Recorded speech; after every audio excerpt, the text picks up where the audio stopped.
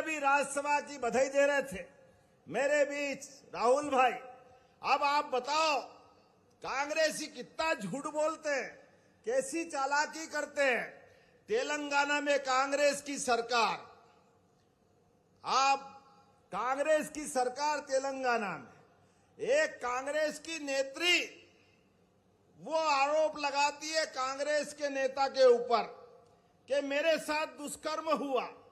आप बताओ, किसी बहन के साथ अन्याय होगा और अन्याय होने के बाद वो थाने जाती है, उसकी रिपोर्ट नहीं लिखते। क्यों? क्योंकि कांग्रेस की सरकार, कांग्रेस के नेता पे आरोप लगे तो कैसे रिपोर्ट लिखेंगे। ये है कांग्रेस की संस्कृति। वो अपने एप्लीकेशन लेके सब दूर घूमती है। ये कांग्रेस की प्रभारी के पास भी जाती है कि बहन आप तो प्रभारी हो, आप मदद कर दो ताकि मेरी अपनी आफत में मैं उस न्याय के लिए लड़ रही हूं। लेकिन मीनाक्षी नटराजन वो वहां की प्रभारी होने के बाद भी उसकी मदद नहीं करती है।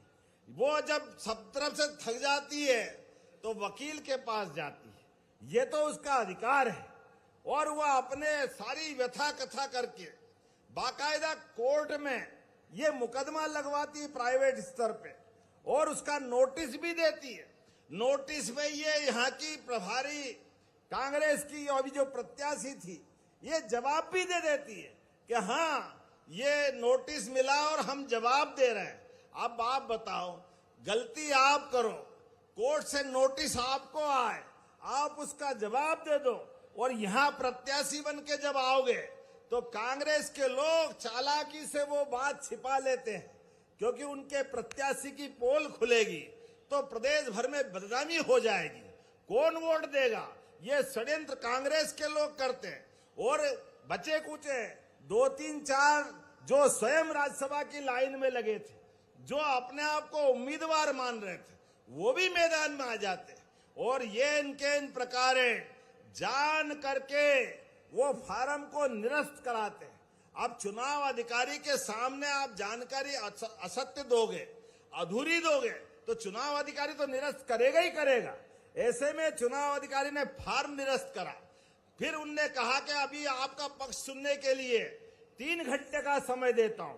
दोबारा बुला करके सुनने का मौका दिया। उसके बाद भी वो बिचारी बेबस के अधिकार की आवाज इनको समझ में नहीं आती है।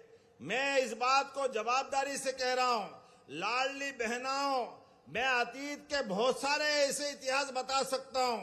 कांग्रेस का समय जब भी आया, कांग्रेस ने माता बहनों का सदैव अपमान किया, उनको सदैव लज्जित किया है। ऐसे में जब हम अपनी बहन की लड़ाई को लेकर के लाडली बहनाओं की राशि देने आए तो आपको ये अतीत का काला पृष्ठ भी याद रखना पड़ेगा।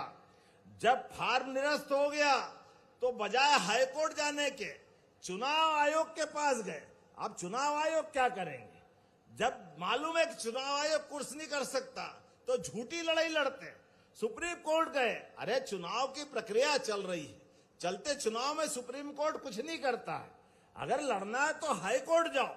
लेकिन ये कांग्रेसी जान करके उल्टे काम करते हैं।